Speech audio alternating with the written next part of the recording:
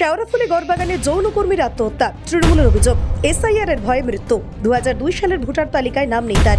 Sheoraphuli station লাগোয়া গড়বাগান যৌনপুলির বাসিন্দা বিতি দাস, বছর 49।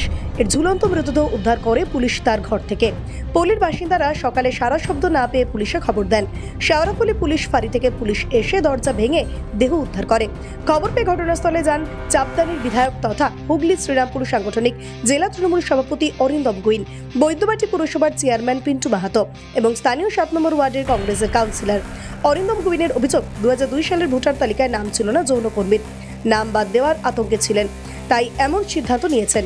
বিজেপি চাইছে মানুষের নাম ভোটার তালিকা থেকে বাদ দিতে, তাই এসআইআর।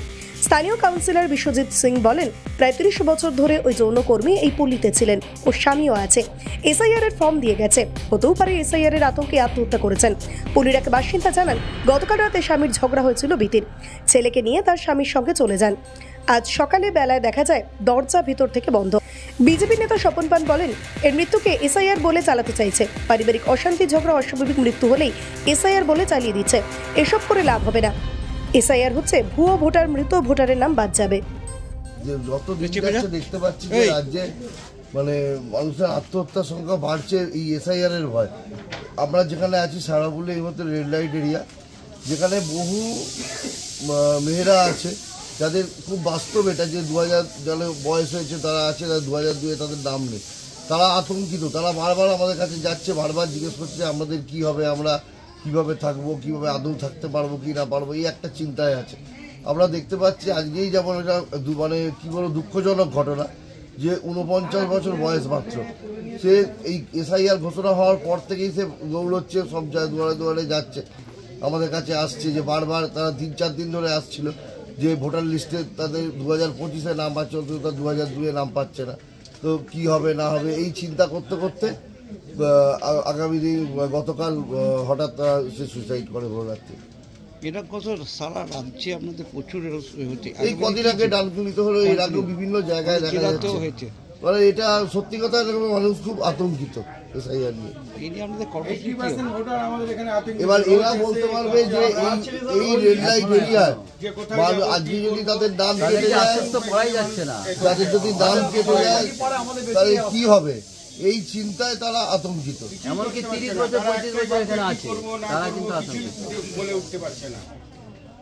সব ভয় আছে, রোজ এসে ভয়ে ভয়ে থাকছে। কিন্তু সেবার মিছিল চলছে। আজকে এই ধরনের ঘটনা ঘটলো, মানে আমরা আশ্বস্ত করছি এখানকার সমস্ত মেয়েদের যে কোনো চিন্তা নেই, আমরা আছি তোমাদের পাশে। 12টি রাজ্য সহ একাধিক কেন্দ্রশাসিত অঞ্চলে এসআইআর চলছে। পশ্চিমবঙ্গ ছাড়া বাকি কোথাও কোনো আতঙ্ক নেই, কোনো অসুবিধা নেই। আমরা দেখতে পাচ্ছি তৃণমূল কংগ্রেস বলছে পশ্চিমবঙ্গে যারা মারা যাচ্ছে তারা নাকি এসআইআর আতঙ্কে মারা যাচ্ছে। আসলে রাসের রাজনীতি করে যিনি বিরোধী নেত্রী থেকে মুখ্যমন্ত্রী হয়েছেন তিনি বুঝতেই পারছেন না তার মুখ্যমন্ত্রীত্বে তার রাজ্যে আতঙ্কে যদি কেউ মারা যায় তার দায় তার উপরেই বার্তায়, তার দায় তার প্রশাসনের উপর বার্তায়। কি এমন পরিবেশ এখানে তৈরি হয়েছে যার জন্য আতঙ্কে মানুষ মারা যাচ্ছে? তাই আমি তৃণমূল নেতাদেরকে বলবো এই লাশের রাজনীতি বন্ধ করুন।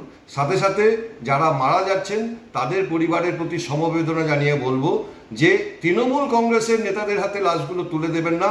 আপনাদের প্রিয়জনের লাশ নিয়ে তারা যাতে রাজনীতি না করতে পারে তাদের প্রতি শ্রদ্ধা জানান।